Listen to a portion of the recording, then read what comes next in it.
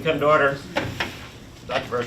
Yes, board members, staff, guests, welcome to this November 6th special election day. And to get our board work session started, I'd like to ask Ms. Janice Hernandez to lead us in the invocation, then followed by the pledge of allegiance. Please join me in a moment of reflection. Let us reflect on how to best serve the students and staff of Southwest ISD. Allow us to work together well, to listen and respect each other's talents and skills, and to be watchful and mindful of the responsibilities we hold as a governing body. May we rejoice in the privilege of watching our students grow into enlightened citizens of the community, and may we maintain focus on the dreams and aspirations of those we serve. In your name we pray. Amen. I pledge allegiance to the flag of the United States of America and to the republic for which it stands, one nation, under God, indivisible, with liberty and justice for all. Honor the Texas flag. I pledge allegiance to thee, Texas, one state, under God, one and indivisible. Thank you, Ms. Hernandez. All right, board members, the first thing we're going to do today is we're going to go into executive session. So under item 551.074, we'll go into executive session. And we move down to item 7, superintendent's recommendation on personnel. I move we approve the superintendent's recommendation on personnel. I second. Motion's been made and seconded. All those in favor say aye. Aye. Opposed, no. Motion carried. All right, do you want to go down in order now? Yes, sir, we can do the order. Right, Ray? Yes, sir. All right, let's go with scholarship. Oh, sir, I'm sorry. Can I introduce one of the recommendations that we had was to fill our director of Accounting payroll. Accounting payroll, thank you, I don't know where she get. This Jennifer Garcia, who's been with us for 8 years in an accounting position, and we just think Jennifer's going to do a pretty phenomenal job in that arena of our district, so congratulations.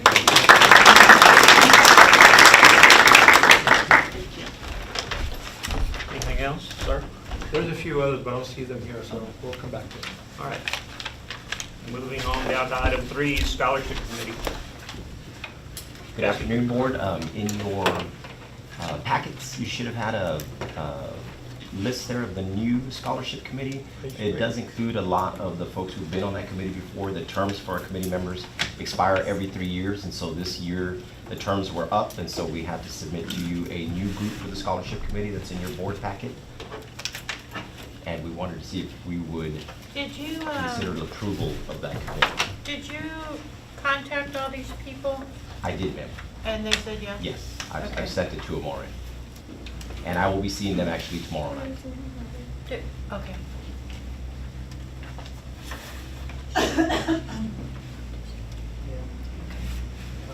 Is that okay, or do I need to make a change? We might have a question on one of those if she's even in our district anymore.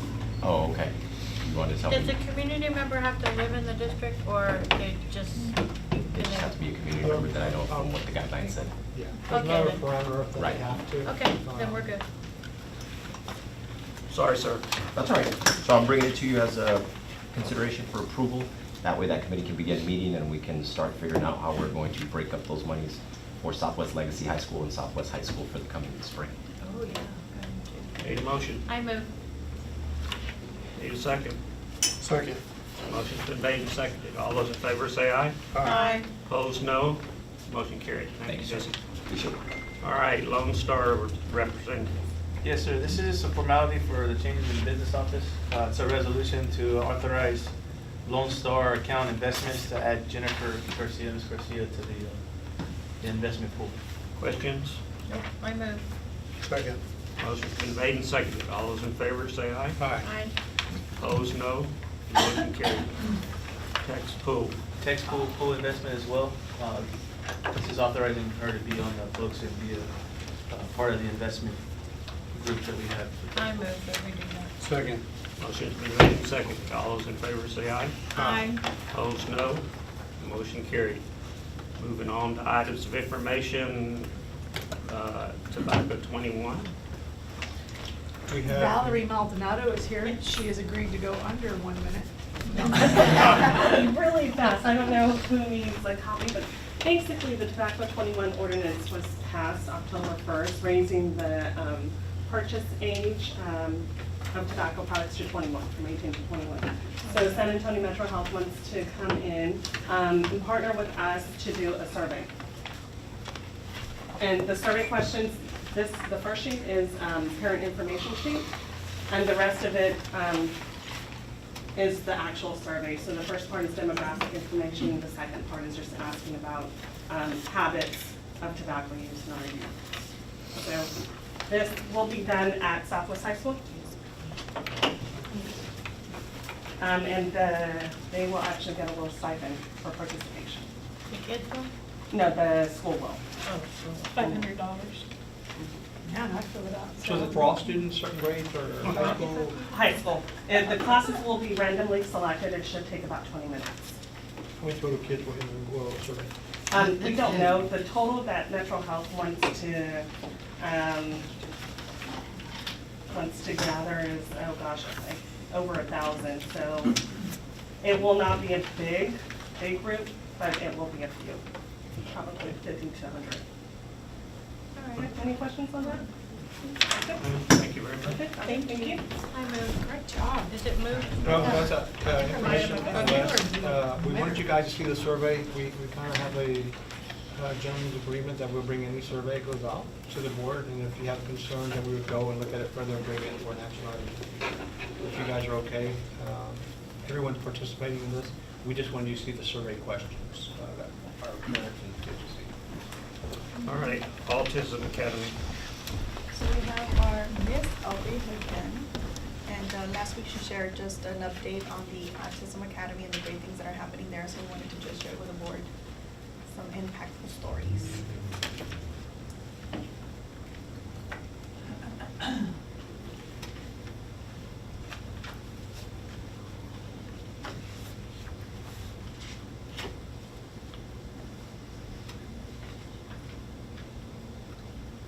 Don't click on that first one. It won't get you anywhere. She wants that picture of you.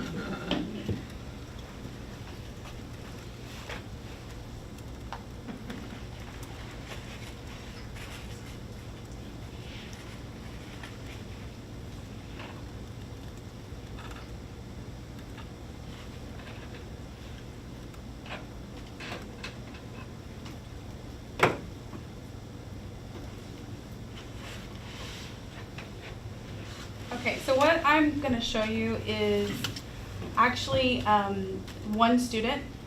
This is kind of what we do with all of our parents that are coming into the academy. So this is for our 3- and 4-year-old class. So this particular student is Nixon. This is kind of how we determine progress for a student. So this was Nixon when I actually assessed him. He had no eye contact, no facial expression, had no form of communication. It was actually initially when they evaluated him on the outside, they thought he might be deaf because he had no response to sound at all. So that's what Nixon looked like initially when we got him. So I'm gonna show you just kind of a series of pieces of an interview from his parents. So we asked them, what were the biggest concerns that they had for Nixon when he came into the academy. I guess she wanted to know, what were maybe some of your biggest issues with Nixon before he came into the academy? What were some of the big concerns? Our main big this was the social interaction, and not so much making eye contact, which he did, just engaging, or just being able for him to lift his head up and look around to see where he's at, or just being self-aware. That was kind of our big thing. Just being okay with other people around him and kids. He liked to watch kids, sit back and watch, but never get too close, or So I guess our whole social aspect of it was our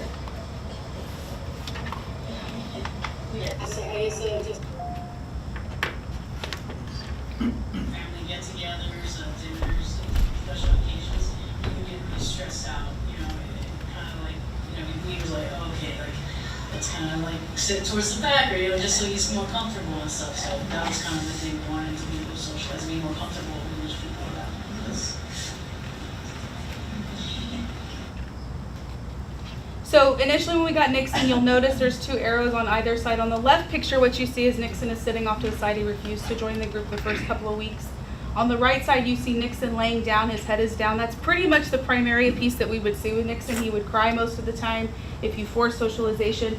But our whole thing was desensitization with him. So we were working really hard to force the interaction for him. So that was during week 1 and 2.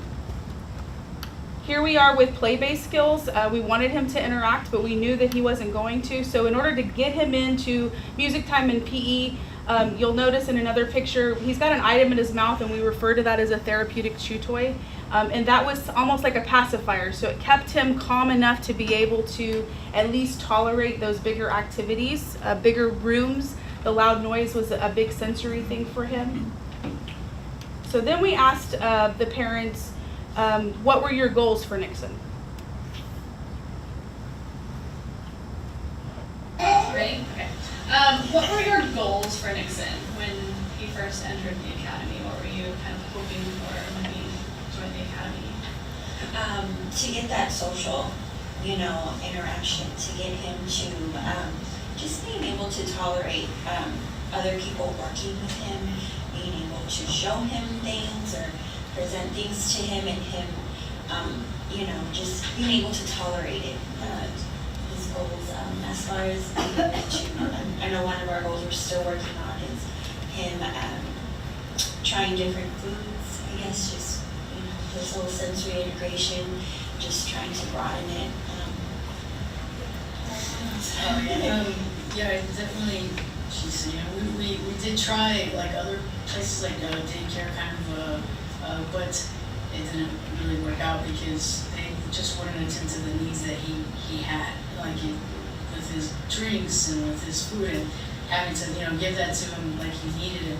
It was just kind of a wreck when we did it. So we're like, okay, so just him coming and being able to work with teachers and tolerate everything was a goal for us. Structured schedule.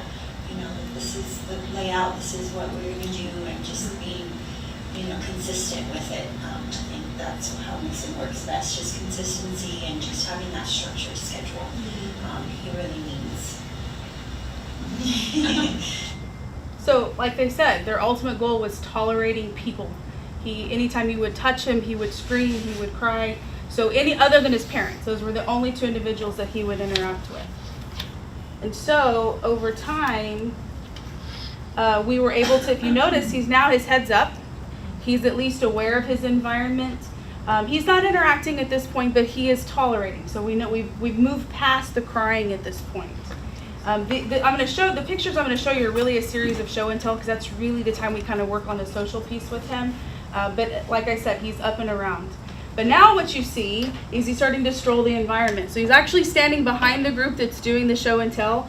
He definitely wants no interaction with the peers at this point, but he is aware of what's going on, and he's listening to what's going on, and he's kind of in this little area, which is their circle area. Before, he would run the other way if you made him go in that particular area. So now he's exploring the environment itself. But look, in this situation, we've actually now got him at part of the process. So how we did that was the therapeutic chew toy, which he's got in his mouth. And he had an item because he's very much interested in music items. So we paired him with an item that was of interest to his. Doesn't really care about showing it to the group, but he's at least tolerating the process itself. But by this point, this is week 3, I believe, he is now showing an item that's from home. It's an item of choice of his. But look where he's standing. He's actually being embraced by the teacher. There's no concern with the embrace whatsoever. He's actually leaning back on her for support at that point. So we've moved past that threshold of not accepting touch. And so now he's really paired with the staff. He looks for that physical contact. He wants those hugs. He's really big about your face. So he may come up behind you and grab your face, or he may come in front of you, but it's almost like I need to see who you are. Let me really engage you. And so physical touch is no longer a concern at this point from staff. The next piece of our grant is really talking about pairing them with a typical peer. So we worked really hard to find a peer that would work for Nixon. And actually in this situation, the student that he is paired with, Kyron, gravitated towards him. he was very concerned about Nixon because literally the first 2 weeks, Nixon cried every single day. And so he would go home and tell his mom, he cries all the time, I think he misses his mom. And so if you look on the picture on the left, Kyron is holding his wrist. And so he's accepting that touch. But if you look on the right, they're actually holding hands. So a week apart, we've moved down to the point where he's accepting touch and then actually holding hands with his peer. But by week 4, he's actually initiating engagement with his peer.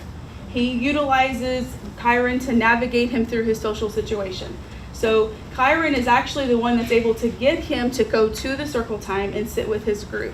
And he looks for Kyron. So when Kyron's not there, it's an issue. But when Kyron's there, he can get him to go to the circle time. So he has paired now with a peer. And I will tell you, in most situations that we've had in the past, it usually takes me about 3 months to get this.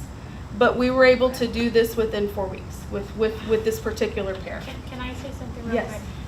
quick? I mean, it's amazing the progress that Nixon has made, but I think the seeds that the Academy is planting in the typically developing peers It's of huge. empathy is going to really serve us well, because we don't really have that yet for the children with autism because they look like there's nothing wrong. But if we can really grow that and maybe expand it to our gen ed classes, the empathy part, I think that's huge. What's interesting about Kyron is the youngest of 3 children, and so he's never been a leader. His 2 older sisters speak for him, and so Kyron had to be the one to be a speaker. You know, he had to be able to be the voice for Nixon. In fact, over the weekend, Kyron's mother called me and said, "Is it Nixon's birthday?" Because Kyron keeps talking about his birthday, and it's not. There was somebody else in the class that it was his birthday, but he was very concerned about that. So to have a parent call me on the weekend and say, "Do I need to get a present for him?" it shows that there is definitely a connection between the students. So I found that to be quite interesting. Like I said at the beginning, when we assessed him, he had no play-based skills whatsoever. He would not touch toys. Anything we handed him, he would drop. So by week 2, I was able to actually get him to sit at the table where the toys were. He would not engage. He was very angry with me, but he did sit. So by week 4, look what he's doing. He's actually engaging the toys, he's playing with them, and it's very age appropriate. Doesn't really want to interact with the other kids. He's not real keen on sharing yet, but which none of the 3-year-olds are, but he is at least engaging the items. So let's talk about what moms both felt in terms of his progress. All right. What progress have you seen in Nixon since he's joined the academy?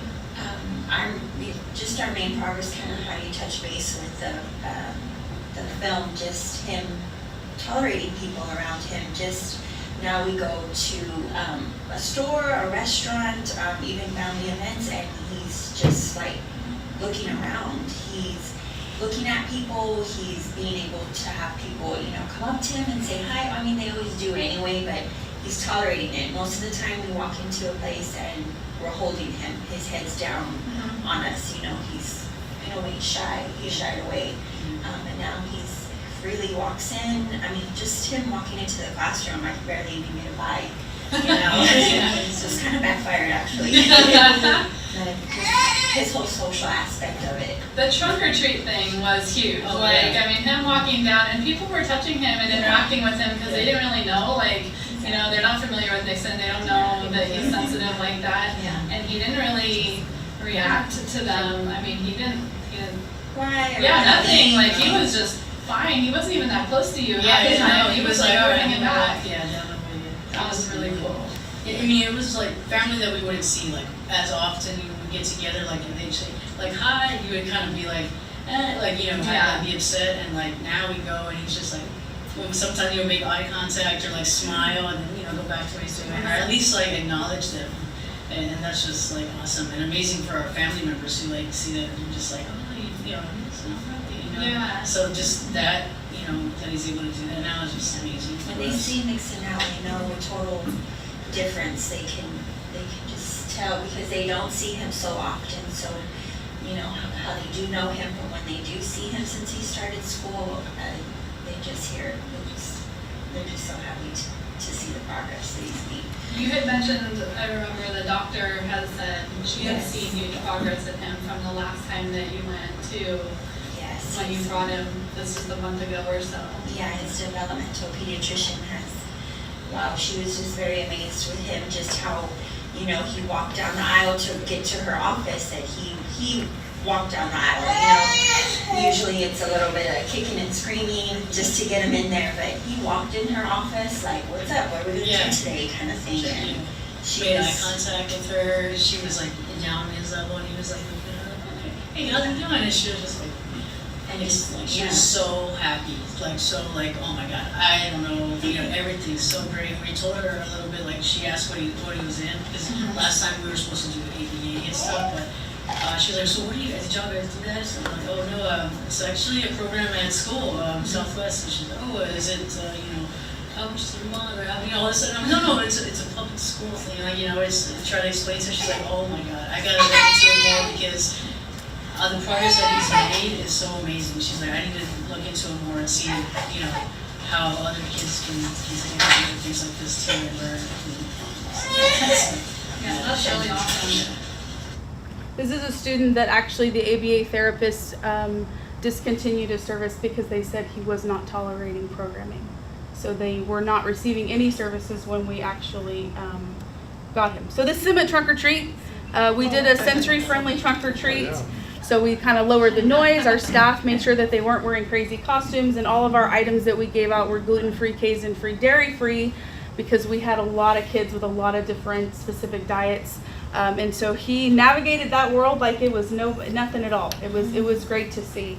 So at the beginning, like I said, when we first assessed him, no play-based skills. And this was after trial 112. This is where we were with play-based skills.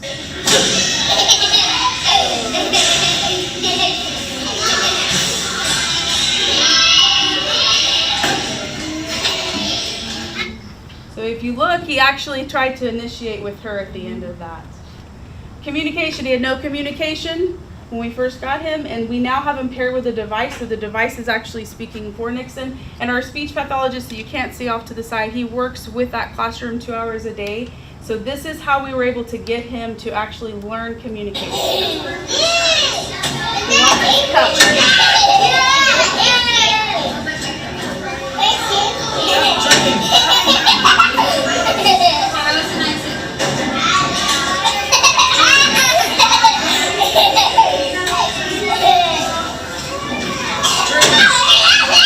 He gets frustrated at the end, like, stop it. But he Can I does say play. something about that little device? Yes. Luke has one, and Luke doesn't talk, and so it's always impossible to know what's hurting him. So I was at the house the other day, and he was just kind of like something was wrong. So Juanita got out the device and said, "What's bothering you?" And he looked through it and he pointed to his head. We had a headache, but if you don't have something like that, you You've got to just try everything. Yeah. Your ear, whatever. I mean, the things y'all are doing in that academy is just, it's life-changing for parents and for children and really for society, because they're just forgotten kids and then they're going to be grown-ups. And if they don't have any kind of coping skill on that line, I think we really need to discuss about moving it into our junior highs and our high schools, because we're graduating kids with no social skill whatsoever, and they're ostracized by the community, and it's hard on everybody. But that academy is, if you have not, in your family, if you've not experienced what autism is, it's horrible. And to have somebody embrace them, like with the trick or trunk thing, your families that have autism or children with autism, they don't go to anything because the kid just will not tolerate it. And to go to that, at first I asked Aubrey, where's the music? Because that's what I think is a festival, and they didn't have any. And the kids had a ball because they didn't have any sensory overload, and the parents were able to see their child participating in something every other child participates in, when normally they don't. They don't go to the fall festivals because it's too hard. And then their siblings don't get to go either. But when schools reach out and try to really help a community of special needs people, it's life-changing, and it's something that, like that doctor said, hey, where's that going on? Can I put more kids in it? We need more of that. And know that that doctor is actually one of my biggest critics, I will say. And in the last couple of years, she's one that will write reports, pretty much telling parents you need to take them to ABA. That's where they need to be. They need to be in ABA all day rather than in public school. So she has reached out to us, which is great. So we're kind of building a connection with her because she did ask, tell me about this program and how is this different from the ABA through Behavior Innovations or one of the other programs. So I mean, I'm impressed that she actually reached out. I gave her my number. I was surprised she actually called. So I'm going to skip over. These are just more communication to show you. But this is the last video of this piece. And just keep in mind that up until week 4, we did no academics with Nixon. So our progress is based on the social and emotional piece of that. This is actually trial 216 with Frank, which let me tell you, Nixon was going to get it whether he wanted to or not. And so this is actually where he's engaged in activity. It's all hand over hand, but he's actually tolerating the process at this point. Let me go back.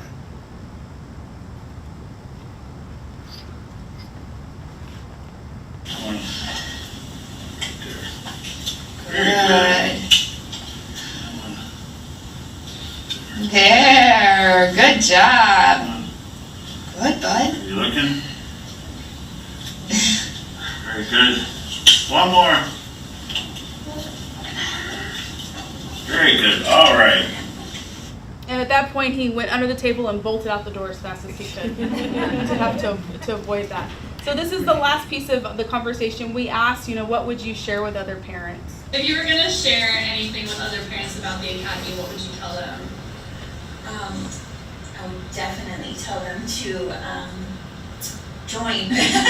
Just to, I would tell them about how much, just difference we've noticed in Nixon. I would tell them about how awesome the program is and just how patient the teachers are, how involved I can only imagine they are with, 3-year-olds, and especially, with Nixon and his diagnosis. Just, I would tell them that it's awesome. I'd say the same. And I think one of the best things that we've had too is just the parent interaction with other parents. The classes every week. Not only what we learn from you guys as teachers and the ones giving the class, but also like having an interaction with other parents, and not feeling alone. As a stay-at-home mom, she was there with Nixon more than I was because I was working, but you don't really have anybody that to talk to about things, and it just seems like you talk to cousins or family members and they don't have autism and stuff, and it's just different. You feel a certain way because you're just like, I don't know what to do or whatever. So just having other parents to learn from, that are going to the same thing and things like that, it feels good to have that support. And that alone too is amazing about the program, that we're included so much, because that's what we want. We want to be there every step of the way.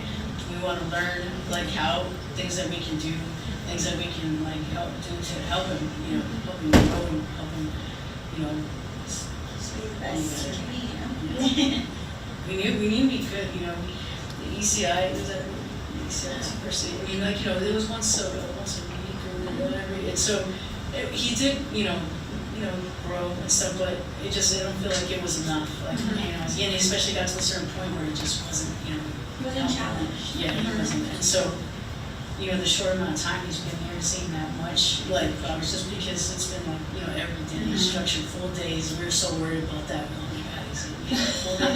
But now it's he does so well, and it's done. He just does it. We're just so. I just have so many words to describe it, but it's very easy. I wish, we could have done it maybe at 2. I know we don't offer at 2, but, It's not a 2-year-old program. I'm sorry. 13 new ideas.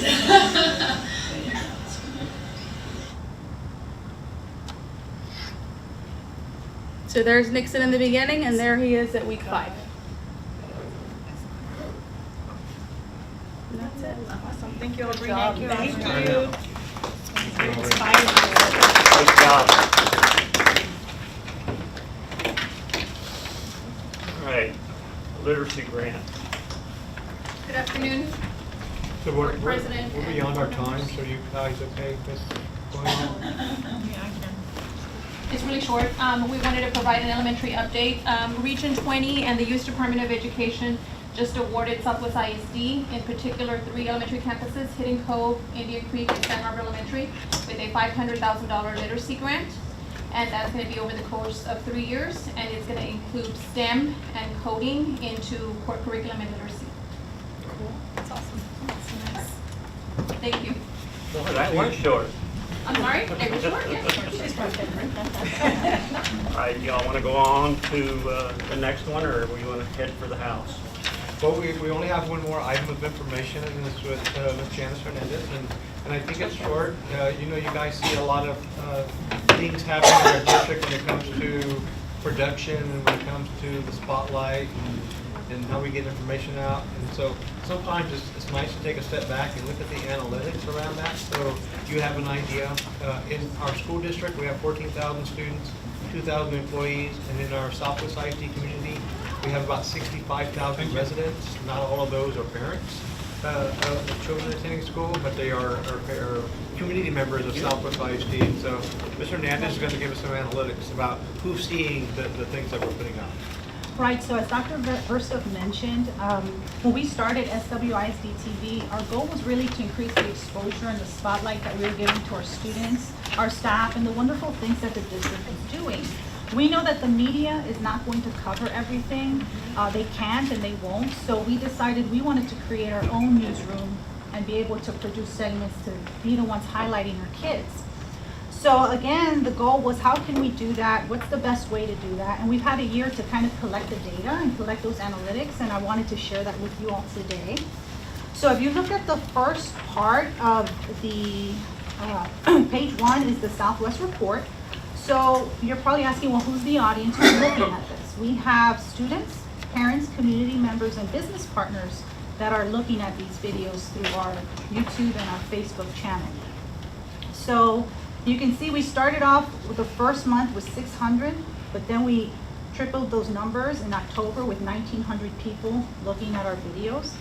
And if you also look, you can see with the Southwest report, what's cool about it is we can highlight several things within that month. So we're highlighting about 5 to 6 things going on throughout the district. So as you continue to go, November we had 2,523 views.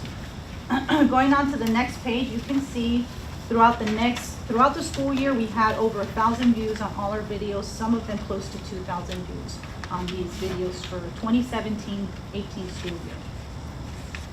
As you go into page 3, you can see the Southwest Spotlight. This one is a little more specific to programs. So we had a few programs that we wanted to start highlighting throughout the year. And again, we have really good numbers as we went out uploading to Facebook. So the highest one there was almost 3,000 views with the Spec Ed Set program that we highlighted in November. Then we had our snippets. So the snippets were little promos and commercials that we were doing highlighting some of our CTE programs. So we highlighted the CNA program, which received 3,100 views, and the culinary program that received 1,700 views, over 1,700 views. And then on the last page, these are just Facebook videos. They were either Facebook Live only videos throughout the school year that we went live with our cell phones or our iPads. We actually hit 50,000 on one of these. Yeah. So this was the football surprise where the brother came back from the military to see his. Yeah, that one was a big hit. So 50,000 views on our page. Yeah. So the second was the Southwest High School Band alumni, which was 15,000. And then you can see that it just depends on what grabs the audience's attention. It has to be very visual. There has to be emotion to it. We function very much like a newsroom where we talk about our productions, what's visual, what's really going to gather attention, and then we kind of talk about where we're going to put it, whether it's a report, a spotlight, is it a snippet, and we kind of move those things around because we really want people to watch these. And so these numbers we think are pretty good. This is our first year collecting the data. We're moving into year 2. The team has done a great job kicking off the year doing some Facebook Live segments with our first bowl game. So we actually haven't gotten all the analytics for the year, but that live feed had 2,500 views on Facebook. The first Southwest report of this year had 3,000 views so far, and our bond video had 4,400 views. So people are watching the bond video. Are they all voting yes, too? I hope so. Is there a way you can go in and vote yes for them? So yeah, so those videos are making it out on social media, and we are actually being able to see the progress of these videos. So with that being said, we're increasing productions, and we want to introduce a new segment that's going to coincide with our commitment to growth, service, and results. And with more on that, I have Johnny Tejeda who's going to present. Board. So we've been throwing around ideas trying to figure out how to push more media content. And well, the new segment we came up with is kind of highlighting departments throughout the district that maybe happen behind the scenes. So not everybody gets to see exactly what happens, but you all, the first ever world premiere of this teaser, we haven't even released it to the public yet. We wanted you guys to see it first, so we're going to go ahead and show you right now. There's just a little teaser.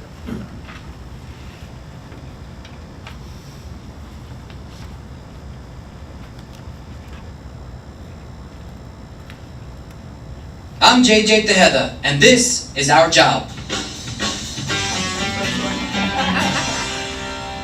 Come with me to explore Southwest ISD, highlighting employees throughout the district. Hard-working men and women who operate under the radar to keep Southwest ISD firing on all cylinders. This is a day in the life. Transportation.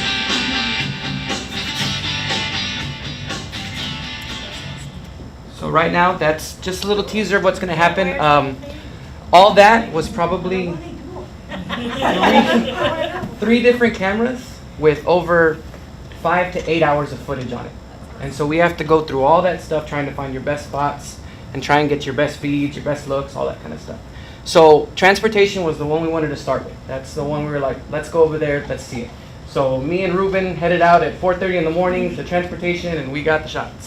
So we saw a couple of y'all there. We had that breakfast that day. But it's a hard job. I mean, by 2 o'clock, we were like, oh, done. So we wanted to try and highlight some of these things throughout the district. So we're throwing around ideas on what we want to go to next. So the next one we're looking at is culinary. We're trying to see what it takes to keep the district fed, that kind of stuff. And then even if it takes off, we want to push even further to maybe going into students. So I would join a student that day and go do what they have to do for their particular program. So CTE, we're looking at a dance team is one of the ones. So I would go follow a dance person and learn their dance and then perform. Yeah, so we're looking at making it a little more fun depending on what scenario we want. But we wanted to make sure we hit on the employees first to try and push it out. So that's where we're going. But like I said, it takes a lot of manpower. Right now, Ruben's our official only editor, so I jump in when we can. But this is a lot of footage and a lot of time with a lot of data. So without y'all's support, we couldn't do this. So thank you for that. Just wanted you guys to see it before we push it out. So. Yeah, you got it. Thank you.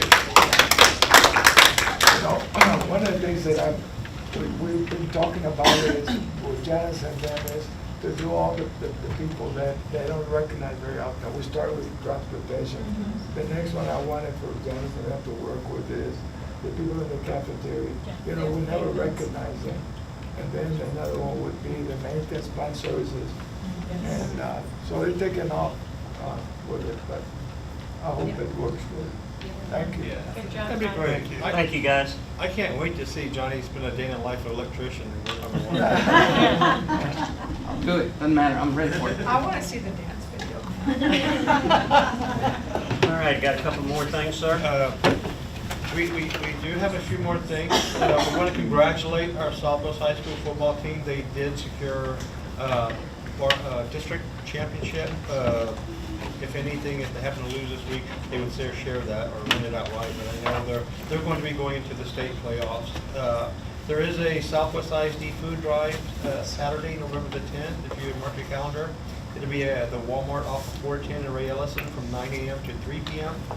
And back to the football team, they'll actually be playing at Southwest Stadium at 7:30 this week. If you have an opportunity to go their last game. Friday, their last home game. Veterans Day is Monday, November the 11th. Is it Monday or Sunday? Sorry, Sunday, yeah, Sunday. Okay. So there'll be things happening at different campuses, and we'll get that out to you. I know every campus does their own personal thing about bringing in their community members who have service and recognize and acknowledge them.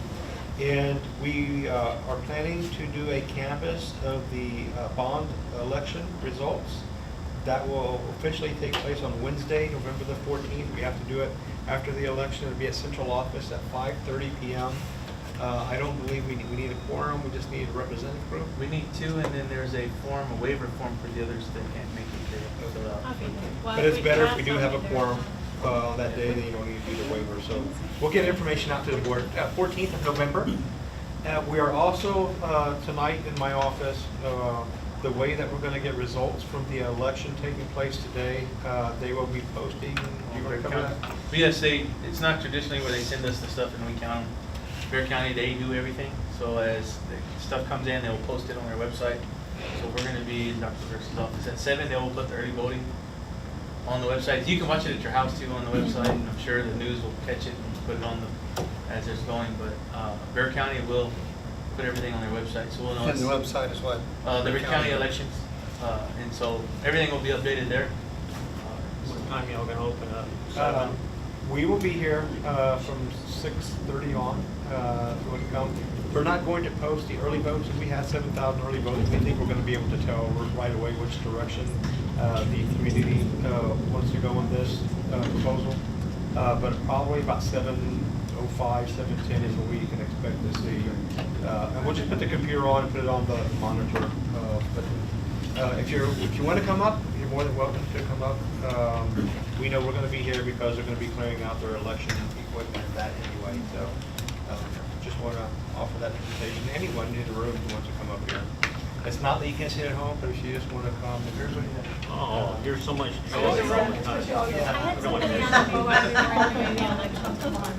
Roger's going to be here. All right. Construction, The whole that's what outside. I. I didn't have enough electrical. Well, that's what I said, it was because of the construction. Yeah. Okay. The area where we usually have it, that's where our electrical is. Right. We don't have anywhere to put them. Okay, I just wanted to make sure that I gave the right answer. Anybody else before we adjourn? There will be, the DOP will be out of the district Wednesday through Saturday at Holsworth training, which includes those three folks, myself, Delia. And so we won't be back until Saturday night. Just that. Anybody? Be in church. That guy. All right, shut it down. I'm gonna meet with you later. All right, we're adjourned at 1:20.